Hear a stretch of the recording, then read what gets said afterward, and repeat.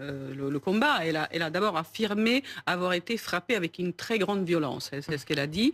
Et Giorgia Meloni a dit exactement ce que vous venez de dire. Et là, il s'est effectivement lancé une polémique sur vraiment la légitimité de ce combat, sur la légitimité de cette boxeuse.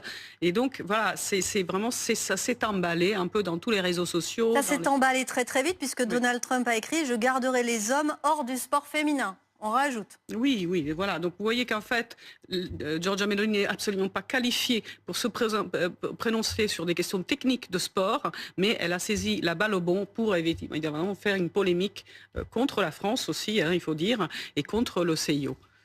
Alors, Séguir Lazri, quel regard vous portez-vous sur cette polémique ? Cette polémique, elle s'inscrit en fait dans toute l'historicité du sport, notamment parce que les Jeux Olympiques, il faut s'en souvenir, même le sport en général, a toujours demandé en quelque sorte aux femmes de prouver leur féminité dans le sport. Parce qu'il y a quand même une forme de suspicion vers une femme qui serait un peu trop performante en quelque sorte. Elle est toujours suspectée d'être un homme déguisé. C'est ce que emploie la chercheuse par exemple Anaïs Buon qui travaille sur cette question. Et en fait, on s'inscrit finalement dans une forme de continuité. Mais la résonance médiatique fait que c'est quand même un peu du pain béni, notamment pour une certaine mouvance politique qui voit déjà d'une part le moyen d'assigner les femmes à leurs conditions et en même temps d'attaquer de plein front aussi les femmes non occidentales, donc les femmes qui ne font pas partie en quelque sorte de leur périmètre politique, afin quand même de les dédaigner et de les discréditer sur le plan. Vous dites qu'elle a été particulièrement ciblée parce qu'elle est algérienne ? Elle a été particulièrement ciblée parce qu'elle est algérienne, comme Caster Semenya a été aussi ciblée parce qu'elle est sud-africaine. Effectivement, il y a une mise à distance justement de ce pan-là, parce que elle ne correspond pas aussi aux critères peut-être de féminité occidentale, parce que c'est très compliqué en fait pour elle d'avoir les codes finalement. Et d'ailleurs, moi, ce que je remarque qui est très intéressant, c'est que quand on la présente et quand Matteo Salvini ou d'autres tenants politiques la présentent, ils la présentent toujours sous un aspect très garçon, enfin avec les critères, avec les normes des garçons en quelque sorte, cheveux courts, étant en sueur, et au contraire, sa rivale, l'italienne, est toujours présentée sous le joug de la féminité, avec une forme de tendresse, un peu de faiblesse ou autre. Donc en fait, là, finalement, qu'est-ce qu'on fait ? On assigne des femmes à des représentations. Et là, on assigne justement, on la renvoie déjà, on renvoie du coup Iman Khelif à une forme de féminité qui est une féminité un peu transgressée, mais aussi on la revoit à une identité qui est pas celle de la femme occidentale, qui doit au contraire se ranger selon leur dire. Voilà. Alors, face à Donald Trump et à Giorgia Meloni, on va voir la réaction de cette boxeuse et voici ce qu'elle dit, on va vous la montrer. Je suis consciente de la difficulté de la mission, mais que tout le monde soit rassuré, je vais tout faire pour décrocher une médaille olympique. Winnie, c'est peut-être la meilleure réponse. De toute façon, il n'y a que cette réponse-là à apporter. Elle qui va affronter la boxeuse hongroise Anna Luca Amori en quart de finale. Ce sera, il me semble, dimanche. Et pourquoi il n'y a que cette réponse à apporter ? Parce que aujourd'hui, dans la littérature scientifique, il n'y a rien qui prouve une vérité ou une autre. C'est-à-dire que le taux de testostérone plus important chez certaines athlètes, que ce soit des boxeuses ou dans d'autres disciplines, prouverait qu'elle ait un avantage disproportionné par rapport à ses concurrentes. Ça n'a jamais été prouvé. Mais c'est le cas, vous évoquiez Caster Semenya, l'athlète sud-africaine, doublement titrée à Londres et à Rio sur le 800 mètres. Elle aussi, elle a été pendant très longtemps dans un bras de fer avec la justice sportive internationale, parce que c'est quand même très intrusif. On voulait la sortir de toutes ces catégories là où elle performait parce que c'est une personne hyper androgène, intersexe. C'est le cas aussi de cette boxeuse.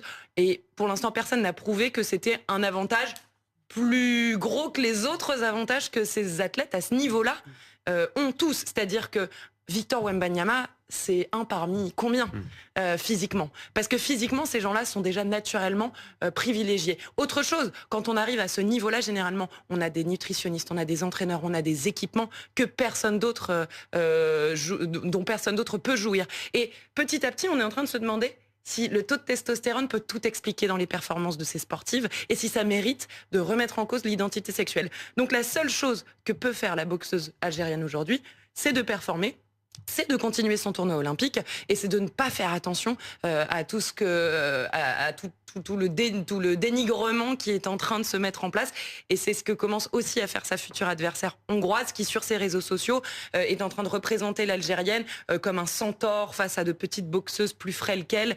On sent déjà le jeu là, la Elle mène tension. campagne. Voilà, c'est une campagne, ouais, effectivement. Ludmila connaît, elle a besoin de ça, Giorgia Meloni. Elle en ce a moment besoin de ça, d'autant plus qu'aujourd'hui, nous sommes dans une journée très très très particulière. Giorgia Meloni a été interpellée par le président de l'association des victimes du massacre de la gare de Bologne le 2 août donc à 1980. Ça fait 44 ans. Elle a été interpellée par ce monsieur qui lui a dit exactement: vous êtes héritier de ceux qui ont posé les bombes. Et elle a été interpellée là-dessus, elle a été obligée de répondre. Elle a nié, mais elle est interpellée par rapport à ça et par rapport à sa politique migratoire, par rapport à sa façon de considérer tous ceux qui sont effectivement non européens. Donc vous voyez que ça permet aussi de faire diversion. Seguer Lazri, on l'a dit, la testostérone dans la boxe, ça fait pas tout. On va quand même rappeler la base. Non, mais le sport, avant tout, c'est de la technique. Hein. C'est de la technique, certes, du corps, mais c'est de la technique. Donc c'est un apprentissage quand même de son propre corps, l'apprentissage de règles déjà préétablies, et c'est pas ce qui va déterminer. Mais je rejoins ce qui a été dit là, c'est qu'on a toujours cherché dans l'histoire du sport à justifier la féminité des filles, alors qu'à l'inverse, on n'a jamais justifié la masculinité d'un garçon. Ce sont des rapports de genre qui sont très particuliers, qui sont toujours sans cesse remis en cause. Et on va toujours opérer la même chose, c'est-à-dire aller chercher et essayer de justifier scientifiquement parlant la féminité de quelqu'un ou la masculinité d'une autre. Et ce qui est dommageable, c'est que justement, le sport invite à des formes de bifurcation, à l'idée que finalement, en fait, l'ordre, et c'est ce que montre aussi la cérémonie d'ouverture, c'est qu'il y a d'autres corps possibles et d'autres corps sociaux. Et moi je pense qu'elle est aussi l'exemple aussi que, voilà, on peut être un autre corps dans le sport, qu'on n'est pas forcément sous le régime de l'ordre déjà établi, qui est déjà dicté par certaines personnes, notamment, qui veulent finalement on reste à sa place, parce que l'idée aussi de critiquer cette boxeuse algérienne en mettant en scène justement, et moi là où je trouve ça scandaleux, la violence des femmes, alors qu'on sait très bien que ces partis politiques-là ne sont pas les premiers, les plus en avant-garde de justement la défense des droits des femmes. Donc cette idée de manipulation ne fait que assigner la femme à son rôle déjà un peu plus faible, certes sur le champ sportif, parce que ça théâtralise les forces en puissance, je ne sais quoi. Et finalement, aussi, mettre de côté aussi les personnes qui ne sont pas issues du monde occidental, qui étaient pendant longtemps les grands dominants du sport mondial. Winnie, un mot sur cette boxeuse algérienne. Elle arrive donc en quart, c'est ça? Ouais. Tout à fait. Elle arrive en quart. Elle va. C'est son niveau. Parce oui. que, finalement, à part cette polémique, quand même, on la connaît pas trop.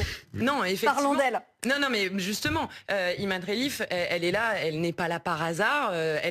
On l'a suivie depuis maintenant des années. C'est l'une des stars du sport algérien, et c'est d'ailleurs pour ça que l'Algérie la soutient et vent debout derrière elle face à cette campagne de dénigrement, parce que sportivement, c'est l'une des coqueluches algériennes. Elle est là à Paris 2024 pour une bonne raison. Elle aurait certainement, quand on voit en fait déjà l'ascendant mental qu'elle avait sur l'italienne dès ce premier coup, et qui fait d'ailleurs ployer l'italienne, qui derrière abandonne et nous explique sans vraiment le dire que c'est à cause du fait que ce serait peut-être pas une femme, mais en fait elle a l'ascendant et physique, technique, et aussi mental sur un ring de boxe. Donc effectivement elle mérite d'être là, il n'y a pas à remettre en cause son mérite et sa qualification aux Jeux de Paris 2024.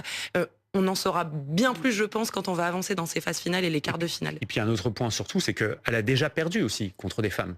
Voilà. Contre des catégories féminines. Elle n'a pas remporté tous ses combats.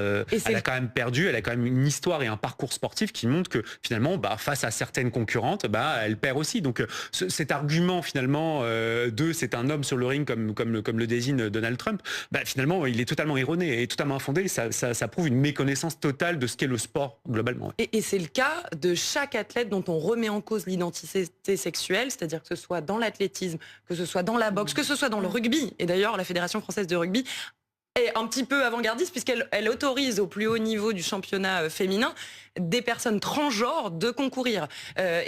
On voit ces femmes-là perdre contre d'autres femmes. C'est pas, elles surdominent pas leur sport, ça n'existe pas, ça n'a jamais existé. Ça, c'est du fantasme, c'est de l'ordre du fantasme. Ludmila connaît. Oui, il ne faut pas oublier que la grande championne Federica Pellegrini est venue en aide d'Iman Khelif, en rappelant quand même d'une part qu'effectivement Angela Carini a été soumise à une très très grande pression, même avant la compétition, par rapport aux rumeurs qui ont été ont fait circuler sur Iman Khelif. Et évidemment, elle a vraiment quelque part été utilisée en quelque sorte, et elle a rendu hommage, elle a montré quand même qu'elle avait quelques difficultés à gérer cette pression.